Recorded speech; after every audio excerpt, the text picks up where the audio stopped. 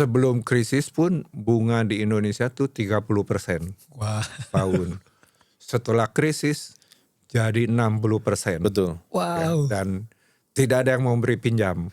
Saya di luar negerinya itu, di luar negeri atau di luar kota, itu sampai 9 bulan, 3 bulannya itu di rumah. Dokter Dago, dokter di sana begitu lihat saya udah nggak usah nanya, kamu harus masuk rumah sakit sekarang.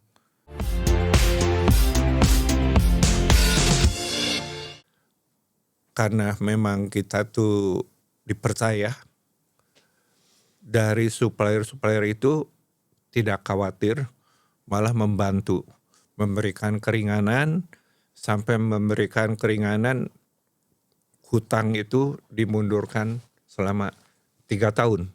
Wow, luar Ya. biasa. Dengan ada satu perusahaan yang tanpa bunga. Ada satu perusahaan yang memberikan 4%. Ada satu perusahaan karena dia bilang modal dia juga terbatas, dia harus pinjam dari luar, minta ke saya 7%. Itu sampai sekarang saya masih ingat. Ya. Dan bagi saya itu 7%, 4% itu sangat rendah sekali. Karena pada waktu Saat itu sebelum krisis pun bunga di Indonesia tuh 30% Wah. tahun. Setelah krisis jadi 60%. Betul. Ya, Wow. dan tidak ada yang mau beri pinjam. Tidak ada lah. Tidak ada.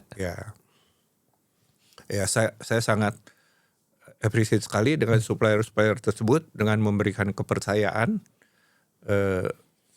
memperpanjang selama 3 tahun, dan setelah itu saya bahas lagi dengan Pak Toto dengan tim yang pada waktu itu ada Pak Jenjen ya, Ibu Isye, dan tim-tim yang sekarang jadi senior, dan saya sangat bersyukur sekali, saya sangat apresiasi sekali mereka itu bekerja tanpa bisa katakan tanpa pamrih lah.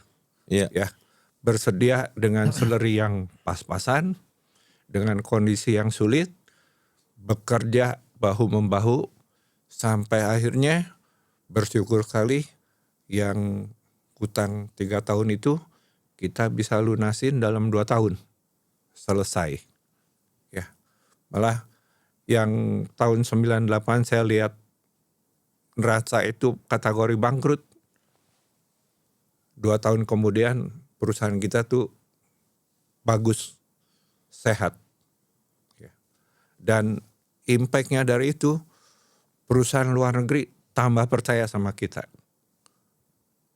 Karena mereka menilai kok perusahaan yang lain banyak yang bangkrut, nggak bisa bayar. Iya.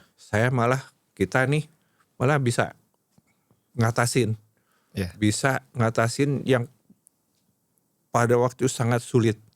Bagi orang luar negeri pun ini bisa katakan mission impossible. Mission impossible, betul ya. Tapi kita bisa jadi possible gitu. Bisa jadi Ya. possible. Setelah gitu jadi dukungan dari luar negeri itu lebih besar lagi. Ya. Itu yang pengalaman saya yang saya rasakan. Jadi kalau begitu bisa disimpulkan insight yang bisa diterima mungkin buat kita atau buat para pendengar dengan 4 tahun berjalannya kemudian diterpa krisis. Ada satu langkah yang dilakukan adalah keterbukaan untuk konsultasi di sana. Betul. Kemudian mendapatkan sambutan baik mungkin Pak Johan ya Pak Toto. Ya. Dan akhirnya ditrust oleh prinsipal Ya. untuk bisa kita berjalan jauh lebih baik di sana ya. Nah, ini luar biasa sekali. Ya. Namun akhirnya ada satu perubahan yang terjadi saat itu ketika kita menghadapi satu titik balik tadi. Yang asalnya rugi, harusnya merugi bahkan mungkin bisa sampai bangkrut. Ya. Tetapi bisa jadi profit. Nah kira-kira kalau dari kejadian itu perubahan apa sih sebetulnya yang terasa setelah tahun 98 bahkan dampaknya buat PT Agansa Primatama Pak Johan? Bagi saya filosofi yang saya dapatkan dari krisis itu bahwa kita itu bekerja tuh harus jujur, harus transparan, ya, Karena saya tetap yakin kejujuran itu lebih besar dari modal uang. Ya. Karena kejujuran itu akan dipercaya sama partner-partner kita. Partner kita itu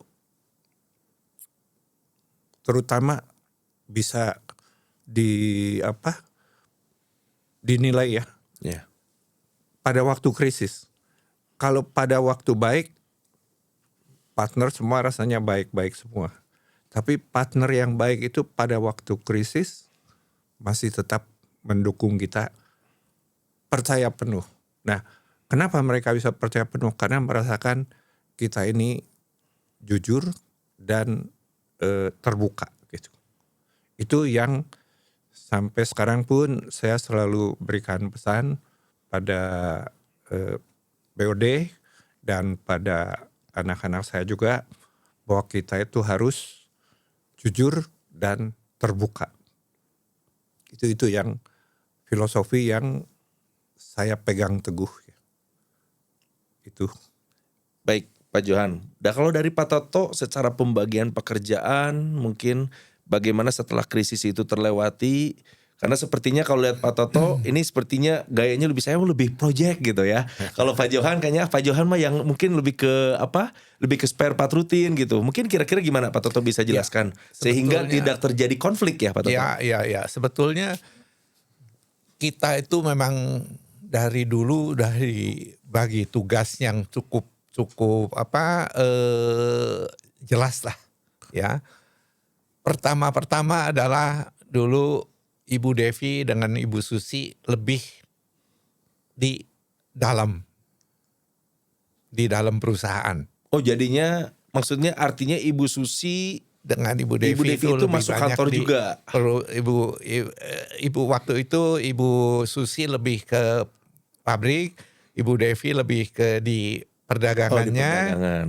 tapi di dalam. Ya. Di dalam. Saya dengan Pak Johan basically di luar. Boleh bilang dulu saya itu kalau dihitung hari termasuk hari Minggu, hari libur, saya di luar negerinya itu, di luar negeri atau di luar kota, itu sampai 9 bulan, 3 bulannya itu di rumah. Wow. Ya, itu hidup saya berapa lama tuh seperti itu terus. Ya. Jadi, tapi saya dengan Pak Johan pun juga dibaginya cukup jelas. Pak Johan lebih kepada yang perdagangan yang rutin. Iya. Ya, perdagangan yang rutinnya. Saya lebih ke perdagangan yang project. Dalam hal ini kebetulan pada tahun-tahun tersebut itu spinning cukup booming. Banyak investasi maksudnya Banyak Pak? investasi. Oh, iya. Karena pada waktu itu kita masih belum bisa mendapatkan prinsipal yang cukup besar untuk fill up Di spinning itu. itu. Iya. Jadi kita banyak kerjasama beli pabrik-pabrik yang di luar negeri, yang pada kesempatan itu luar negeri seperti di Jepang, di Taiwan, di Korea, banyak pabrik, bahkan di Eropa banyak pabrik spinning yang mau modernisasi. Tapi pada waktu itu mesin-mesin yang mereka tinggalkan di Taiwan, di Jepang atau di Eropa itu untuk Indonesia itu sangat cocok. Iya. Indonesia baru mulai mau ini sangat cocok. Jadi di negara mereka dijualnya udah cukup rendah, di kita masih bisa diterima dengan harga yang lumayan baik. Di sana kita kesempatan dapat lumayan profit yang cukup bagus. Tapi seiring dengan kita Agansa terus prinsipal baru, Betul. approach kita dan big brand approach kita, akhirnya kita juga tinggalkan project-project yang second hand, kita konsentrasi hanya di mesin-mesin Mesin yang baru. Baik. Baik, tadi kan kita udah ngedenger dari perjuangan Pak Toto dan juga Pak Johan juga, kita ngedenger bahwa ada titik balik yang benar-benar bisa ngebawa Agansa ini ke tingkat yang lebih tinggi lagi. Di balik itu pasti ada strategi nih. Kenapa sih kok bisa gitu, bisa menciptakan titik itu? Maksudnya mungkin dari Pak Toto atau mungkin dari Pak Johan gitu, apakah ada suatu strategi khusus nih yang ngebedain dari perusahaan trading lain di Indonesia? Sehingga kalau yang lain tuh misalkan ibaratnya merugi gitu kan, tapi Agansa justru malah untung banget nih. Bisa diceritain nggak? Kalau bisa, kalau boleh. Ya, saya tuh selalu memberikan arahan pada sales, terutama sales yang berhadapan dengan customer, Ya. bahwa kita itu jangan hanya menjual saja. Bahwa kita itu ke customer itu harus memastikan customer membeli barang kita, customer itu harus ada benefitnya. Ya. Customer itu harus ada profitnya. Karena dengan customer ada profit, pasti akan dengan senang hati sekali untuk cari kita kalau ada investasi selanjutnya. Nah, itu memang disebutnya simple deh. Dengan komit memberikan benefit, memberikan keuntungan bagi customer. Untuk mencapai itu, kita sebagai sales, kita tuh harus mempunyai pengetahuan yang lengkap, terutama di bidang tekstil. Entah dari market trend di luar negeri, entah dari kemampuan mesinnya, pengetahuan mesinnya, itu harus kita jelaskan ke customer. Jadi customer itu tidak akan membeli yang salah gitu. Itu yang saya rasa yang membedakan dengan perusahaan-perusahaan lain. Dan saya apresiasi sekali itu diterapkan sekali oleh tim kita di Agansa. Itu yang saya yakin bahwa kita itu bisa lebih unggul dari perusahaan-perusahaan lain. Baik, Pak Johan, terima kasih ini penjelasannya sangat menggugah setiap kita. Karena kembali bahwa perusahaan ini dibentuk dari family company. Ya. Ya, tetapi apa sih sebetulnya faktor yang mendorong Pak Johan atau Pak Toto akhirnya saya harus memutuskan bahwa perusahaan ini harus diprofesionalkan. Sebetulnya kadang-kadang mungkin orang terpikirnya kita tetap saja family company. Tetapi pasti ada faktor yang bisa mendorong kenapa harus dijadikan perusahaan profesional seperti ini. Ya, kalau kita karena mungkin saya dengan Pak Johan tuh dari dulu, dari semenjak awal-awal itu mungkin pada waktu itu orang lain masih jarang yang keluar negeri. Saya dengan Pak Johan tuh dari dulu, dari muda udah banyak kecimpungannya di luar negeri terus.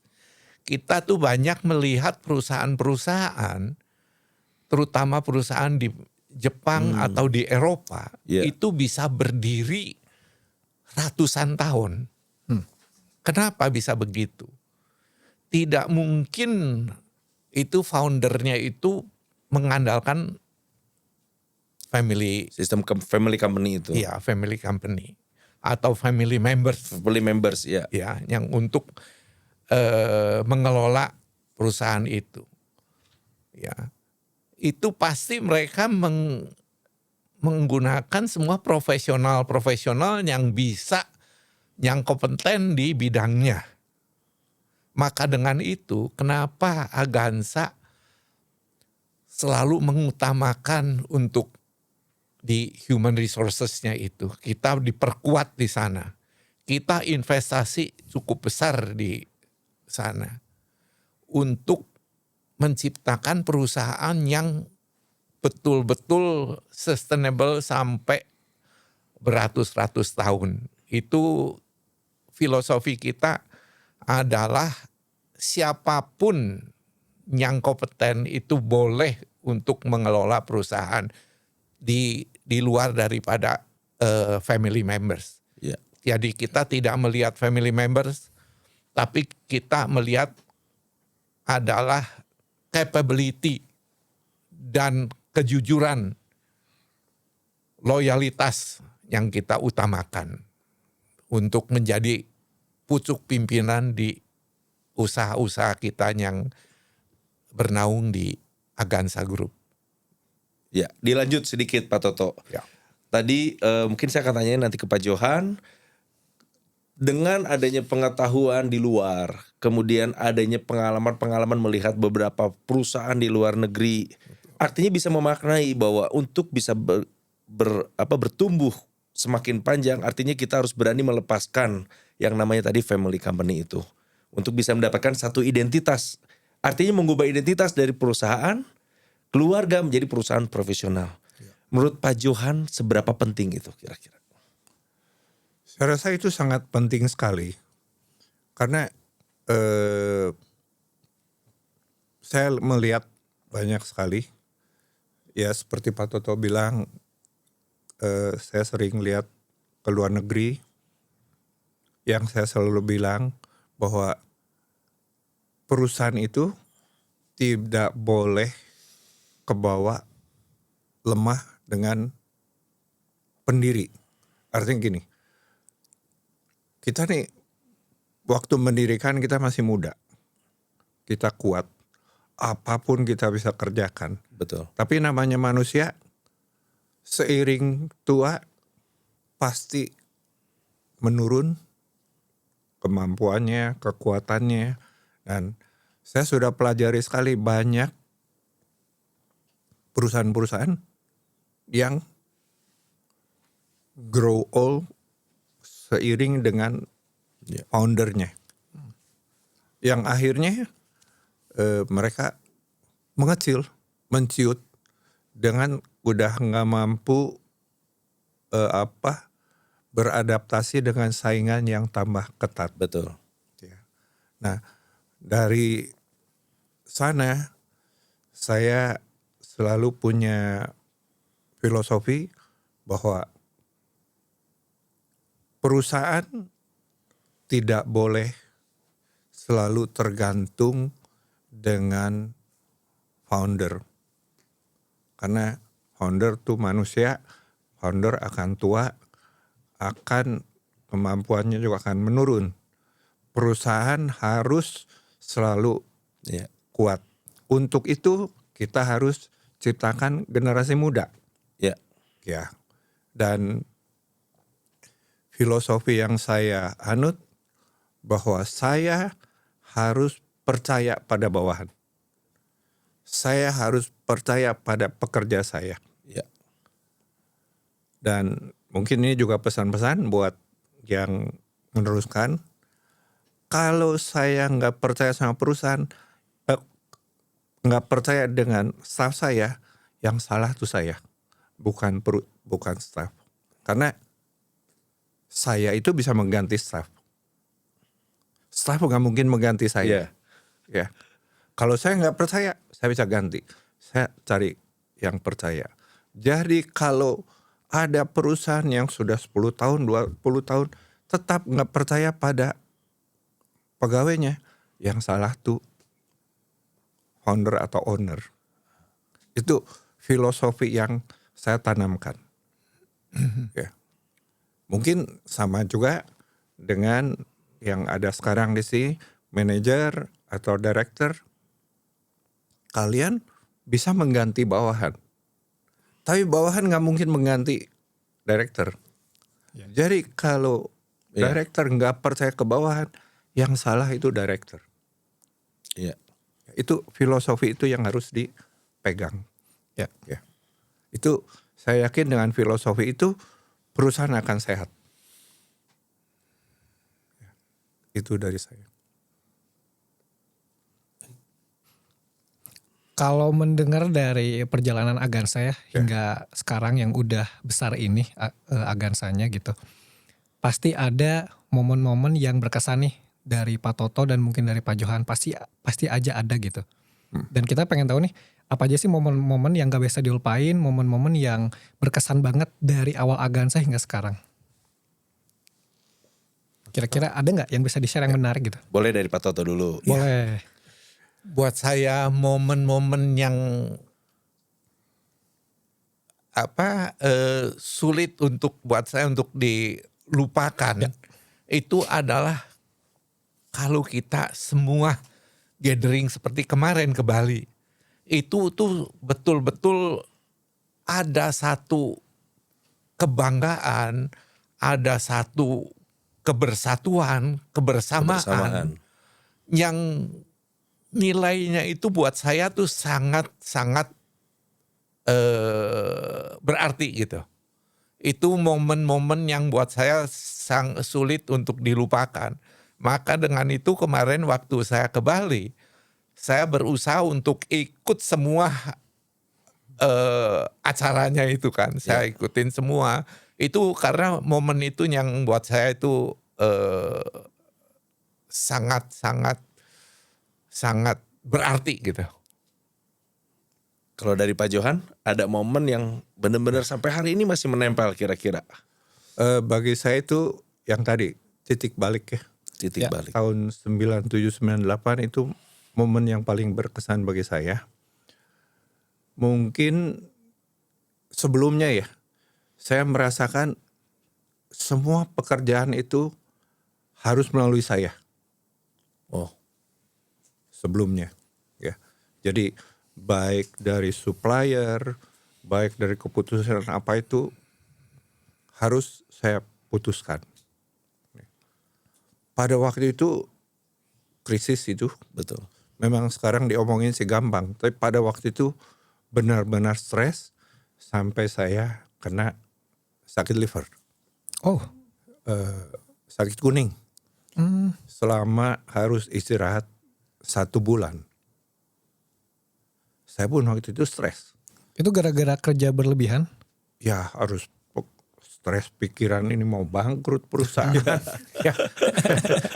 Lalu harus kan saya nanya ke sana ke sini istirahat juga kurang. Betul. Malam juga tidurnya kurang. Mungkin bisa tanya ke Bu Susi. Saya tuh bisa tiba-tiba jam 1 jam 2 bangun Terbangun. ngelihat lagi neraca. Hitungannya gimana. Ya, sampai harus keliling ke luar negeri waktu itu bersamaan dengan krisis politik ya. Ya. Waktu itu mikirin apa anak saya harus dipindahin ke luar negeri. Itu campur semua. Oh yes. Ya. Akhirnya saya kena sakit liver. Saya masih ingat pada waktu itu saya di Jerman. Saya tuh sudah nggak bisa makan, nggak bisa apa. Pulang saya tuh sampai waktu itu pakainya ekonomi. Ya. Saya pulang check in. Untung petugas check innya mungkin tahu saya sakit. Disediain tempat yang kosong. Iya. Saya bisa tidur kan ekonomi bisa gini. Sediain yang kosong, saya bisa tidur. Ya. Pulang ketemu di Singapura, saya masih ingat dengan ketemu salah satu customer saya. Udah ngingetin, waktu itu bukan ngomong Pak Johan, Han, kamu kuning loh. Ya saya masih nggak ingat. Mungkin waktu itu saya masih muda, masih kuat aja. Iya. Cuma memang udah nggak enak badan. Ya. Pulang ke rumah, Bu Susi udah lihat gitu, wah, dia sakit kuning. Datang besok harinya ke dokter yang di Dago. Dokter Dago, dokter di sana begitu lihat saya udah nggak usah nanya, kamu harus masuk rumah sakit sekarang. Nah itu selama 1 bulan. Selama 1 bulan penuh. Itu titik balik dari saya. Saya waktu itu khawatir sekali, perusahaan gimana? Iya. Handphone juga saya taruh 2. Istri saya juga sampai geleng-geleng kepala. Ternyata sudah 1 bulan saya melihat staff saya waktu itu yang sekarang BOD atau senior manager berjalan sangat baik sekali. Hmm. Dari itu saya punya prinsip. Saya tuh harus percaya pada staff saya. Itu yang tadi saya Filosofinya itu dari situ juga Filosofinya, berarti iya. ya. Oke. ya itu momen yang saya sangat berkesan sekali. Ya. Oke.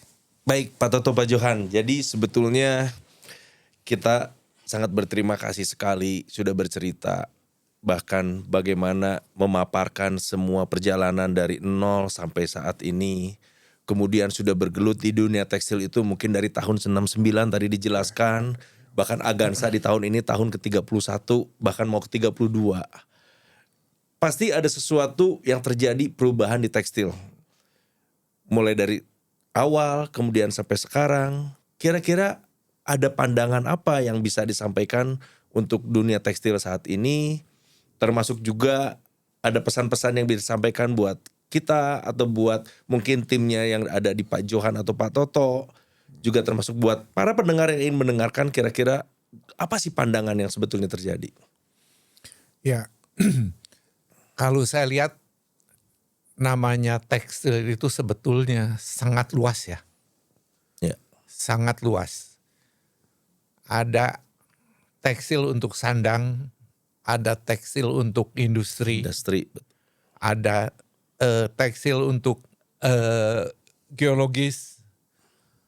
Itu semua juga tekstil. Ya. Sandang pun juga trennya itu berubah-ubah. Betul. Ya, tergantung fashionnya. Ya, mungkin aja ke depannya satu hari tekstil itu udah tidak di seperti sekarang knitting atau woven.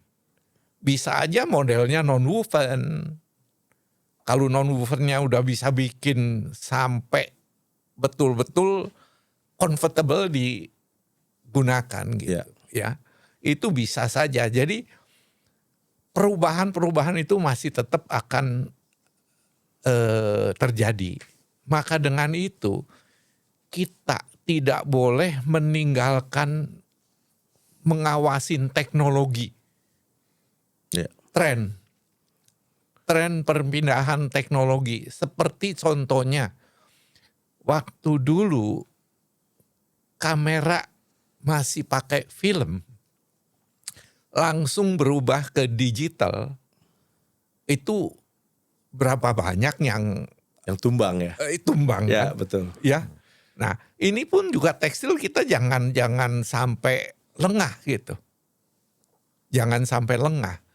Dulu orang printing pertamanya pakai printing tangan, printing mesin, sekarang udah digital. Lot kecil bisa jalan juga. Betul. Ya. Nah, ini perubahan-perubahan gitu, ini kita sebagai mungkin sudah bukan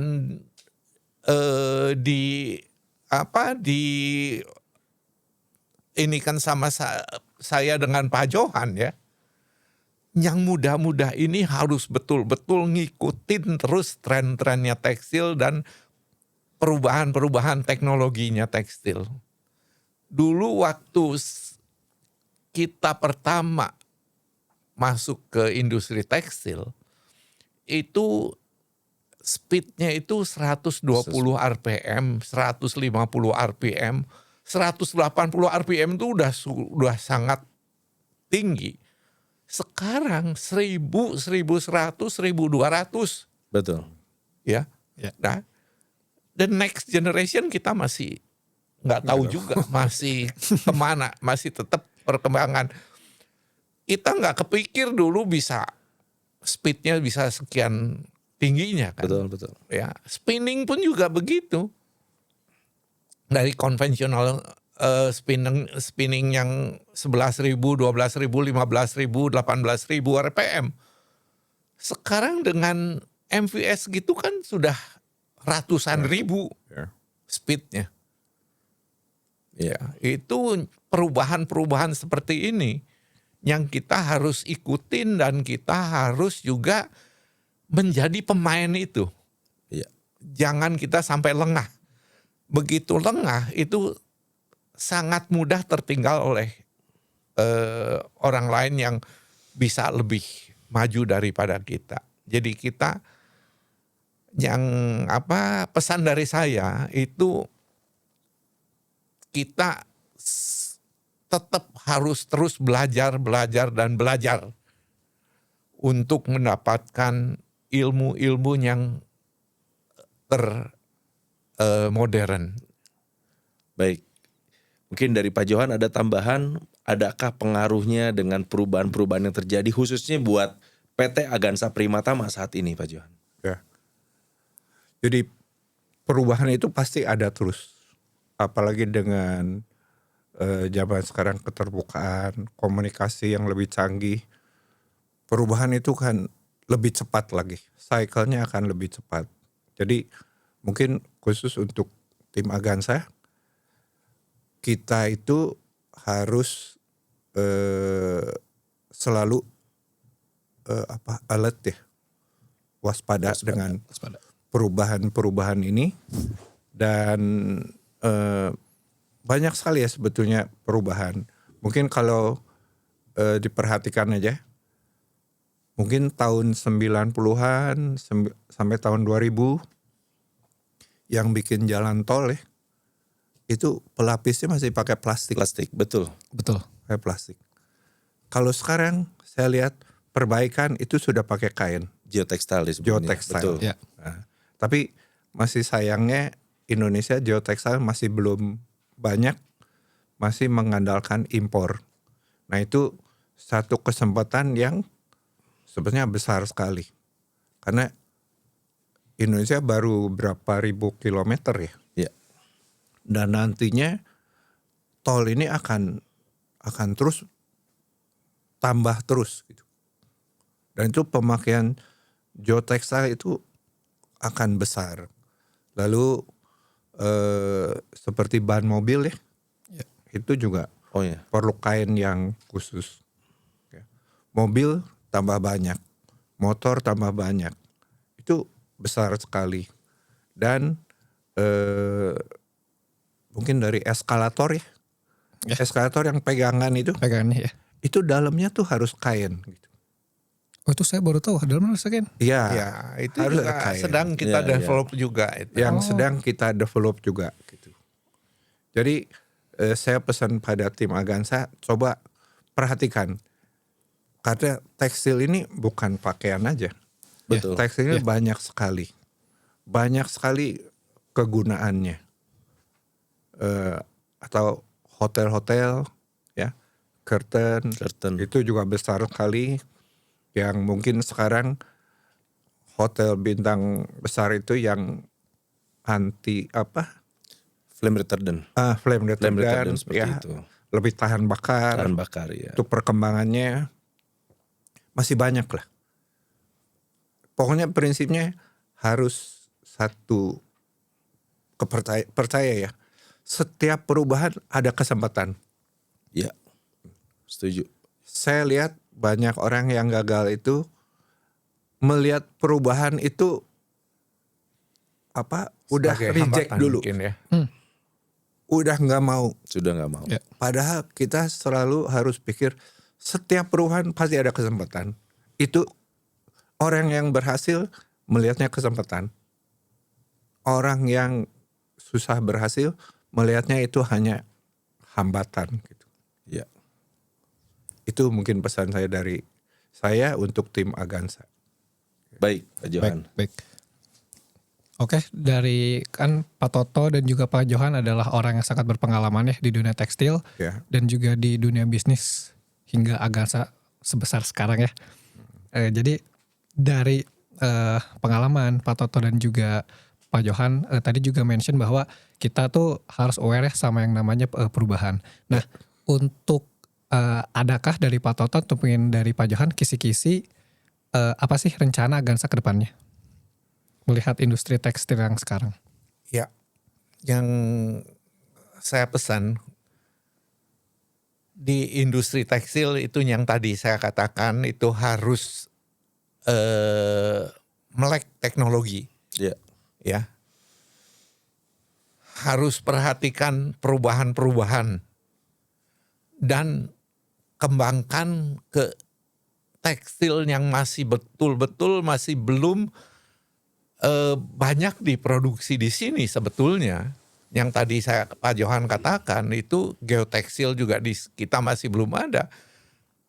Masih banyak seperti PCB apa itu semua menggunakan tekstil juga. Iya. Iya. Nah itu masih banyak lah yang kita harus kembangkan. Tapi di samping itu pun juga untuk Agansa sendiri itu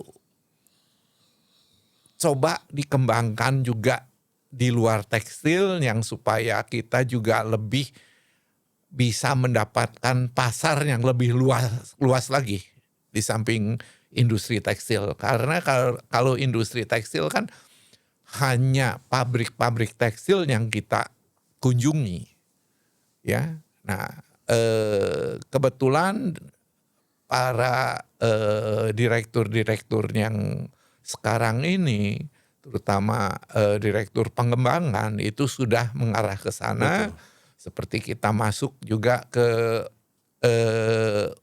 water treatment, masuk juga ke yang lain-lainnya, itu adalah satu perkembangan yang sangat positif ya, Ya. supaya bisa kita mendapatkan pangsa pasar yang lebih luas lagi. Itu pesan dari saya.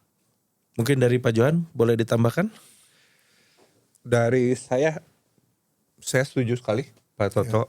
Kita harus kembangkan ya, terutama kita jadi, kan saya sama Pak Toto sudah masa tua. Iya.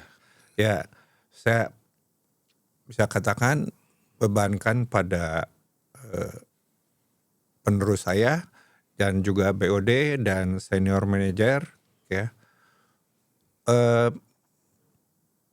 Prinsipnya bahwa kita ini harus bertanggung jawab penuh pada member yang ada di Agansa. Harus memastikan kesejahteraan mereka memadai. Untuk memenuhi itu, perusahaan harus profit. Iya. Perusahaan harus punya untung. Iya. Kita ada niat memberikan kesejahteraan yang lebih baik, tapi perusahaan gak ada profitnya, gak mungkin bisa dijalankan. Ya. Nah, untuk mencapai perusahaan profit, coba kembangkan terus. Yang tadi saya bilang, perubahan-perubahan. Betul. Itu kita harus cari kesempatan. Ini tanggung jawab senior staff lah. Dari entah direktur, entah manajer. Bagaimana supaya perusahaan ini kita profitnya memadai, bisa memenuhi kesejahteraan seluruh staf dan karyawan Agansa. Baik. Baik, nggak kerasa ya udah hampir 1 jam ya kita ngobrol di sini gitu. Ya. Mungkin ini udah masuk ke segmen terakhir dari obrolan kita yang kurang lebih mau 1 jam ini. Pesan-pesan terakhir aja. Mungkin dari Pak Toto dulu. Ya, saya berpesan kepada seluruh Agansa members untuk terus bisa kerjasama yang baik, teamwork yang baik. Ya. Semua itu nggak ada satu pun juga, saya itu paling pinter. Semua juga puzzle itu bisa jadi karena masing-masing ada tugasnya masing-masing. Ya, sehingga fondasi bisa kokoh dan kita bisa terus bangun sampai tingkat yang paling tinggi. Itu saja pesan dari saya. Baik, kalau dari Pak Johan mungkin boleh ditambahkan. Kira-kira pesan-pesan apa yang ingin disampaikan khususnya kalau tadi Pak Toto jelaskan untuk tim Agansa. Mungkin ada pesan-pesan yang ingin disampaikan buat terutama generasi-generasi muda saat ini. Ya. Yang bisa saya pesan adalah, atau mungkin memberikan saran, terutama pada senior-senior, kan senior juga sebentar lagi jadi tua. Jadi tua, betul. Betul ya? Perlu generasi muda. Betul. Ya. Jadi sesuai kemarin pembicaraan di mana, di Bali ya, di Bali pool talent itu. Yang Ya, full ya. talent, ya. Setelah pulang itu, saya juga baru tahu dari Edo, artinya pool talent itu pool kolam. Kolam. Enggak. Tapi pengertian saya pool talent itu pool menarik gitu. Karena prinsip saya dari dulu tuh, saya tuh menarik yang talent. Ya. Ya. Mungkin ini buat penerus kita ini, ya, coba pikirnya pool gitu. Jadi di bawah pun di mana kita harus perhatikan. Kalau ada yang berbakat, kita harus tarik. Harus tarik. Ya. Jangan hanya melihat kolam talent aja gitu. Harus berani menarik. Dan harus berani gagal gitu. Pengalaman saya dari pool talent tuh saya menarik talent gitu, bukan pool kolam. Ya. Jadi saya dalam menarik talent itu saya juga banyak gagal. Tapi nggak usah khawatir. Ya. Itu mungkin kalau kita bisa berhasil, pool talent nih, Agansa akan tambah berkembang. Dengan seiringan tadi arahan Pak Toto, mungkin di luar tekstil bisa kembangkan di non tekstil, ya. Kita perlu tenaga-tenaga yang handal. Ya. Dan mungkin prinsipnya dengan entah director atau manajer harus punya prinsip bawahan saya harus lebih pintar dari saya. Itu prinsipnya. Ya. Harus lebih pintar dari saya. Jadi seperti yang saya alamin, kenapa saya dan Pak Toto merasa sukses transisi pada jadi mengarah ke profesional. Karena bawahan saya lebih pintar dari saya. Iya, betul. Jadi mungkin entah buat Chandra, buat manajer apa, harus cari itu yang lebih pintar. Tapi kenyataannya nih di luar, banyakan itu kalau atasan khawatir Anak bawah buahnya jadi lebih pinter pintar. ya. Itu umumnya saya lihat perusahaan-perusahaan Iya, iya. lain. Tapi filosofi kita coba dirubah. Ya. Ya. Harus bangga dan senang kalau punya bawahan lebih pintar Lebih dan pintar. harus lebih pintar dari kita. Gitu. Setuju. Ya, Ya. itu baru bisa berkembang. Ya, setuju. Ya. Oke, terima kasih banget Pak Toto dan juga Pak Johan udah mau mampir ke ngobrol-ngobrol sama kita. Sangat insightful sekali. Semoga bermanfaat untuk saya, untuk tim Agansa dan juga penonton juga. Terus juga terima kasih buat penonton yang udah dengerin kita sampai akhir. Dan ya jangan lupa kalian kalau ada insight lebih bisa komen, kalian juga harus subscribe. Oke, terima kasih. See you.